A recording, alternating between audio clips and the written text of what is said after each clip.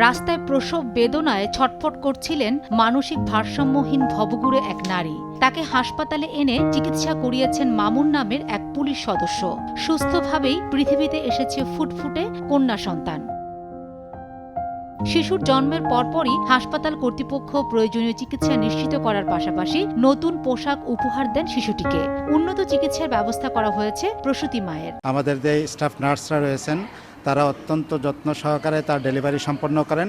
Delivery সম্পন্ন করার পর তার একটা বাবু জন্মগ্রহণ করে এবং মা এখন সুস্থ আছেন। বাচ্চারও চিকিৎসাধীন আছে, মাও চিকিৎসাধীন আছে।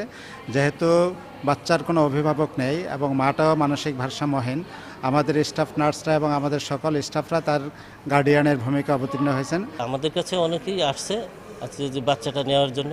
আমরা তাদেরকে বলতেছি যে এটা ডিসি স্যারের মাধ্যমে বাচ্চাকে দেওয়া হবে। রোববার সকালে ভোলা হাসপাতাল মসজিদের পাশে প্রসব বেদনায় ছটফট করছিলেন ভারসাম্যহীন ওই নারী। খবর পেয়ে ভোলা জেনারেল হাসপাতালের দায়িত্বে থাকা পুলিশের নায়েক আল মামুন হাওলাদার ছুটে এসে তাকে উদ্ধার করে জরুরি বিভাগে ভর্তি করান। হাসপাতালের গাইনি ওয়ার্ডে শিশুটির জন্ম হয়। তাৎক্ষণিক আমার এসপি স্যারকে জানাই।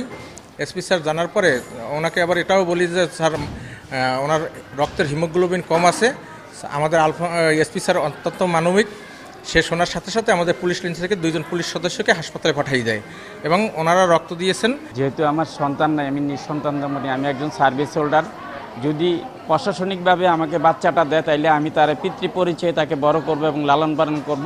এখন রোগীটা ভালো আছে। আমরা এর পরবর্তী যা ধাপে ধাপে আমরা চিকিৎসা দিচ্ছি ভালো করার জন্য। যেহেতু এই বাচ্চাটির সাথে কোনো অভিভাবক নেই, একজন মানসিক ভারসাম্যহীন মা এই বাচ্চাটির জন্ম দিয়েছে, সেই ক্ষেত্রে আমরা এই বাচ্চাটিকে কিছুক্ষণ পর পর এসে অবজার্ভ করছি।